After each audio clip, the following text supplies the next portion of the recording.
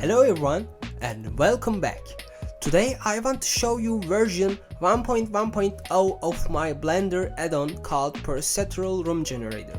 In the previous version, you could create rooms with shapes like squares, triangles, pentagons, and hexagons. But now, I created a system where you can choose anywhere from 3 to 64 sides for your room. Previously, we could create rooms, but there was no roof system.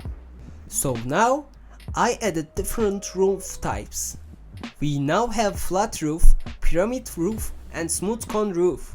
You can also create holes on these roofs. Right now, you cannot fully customize the roof shape, but I plan to add that in a future update. So stay tuned on both my GitHub and YouTube channel.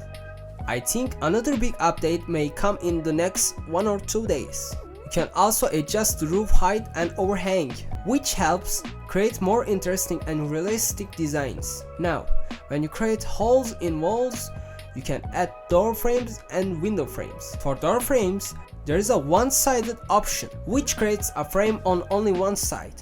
But if you select two-sided, the frame appears on both sides. You can also customize the frame thickness, depth, and offset. To make the opening look more like a real door, I make some small adjustments to the height and width, and as you can see, it starts to look like an actual doorway. If I enable the door option, a procedural door appears inside the hole. You can choose the opening direction of the door using left, right, top, or bottom.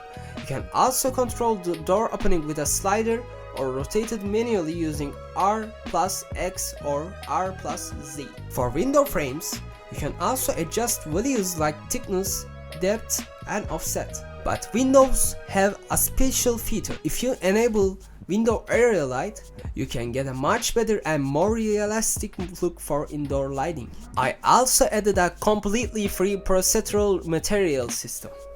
Right now, it works on floors, walls, and doors. You can change values like tile, scale, smoothness, metallic, and colors. You can also control how the wood patterns look on the floors and doors.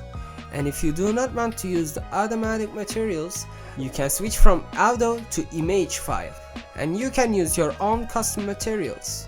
For more updates and to support my work, simply liking and subscribing will really help me. You can also check out my GitHub profile and repository in the description. Installation instructions are available in the README section. Thank you so much for watching and stay tuned for more updates.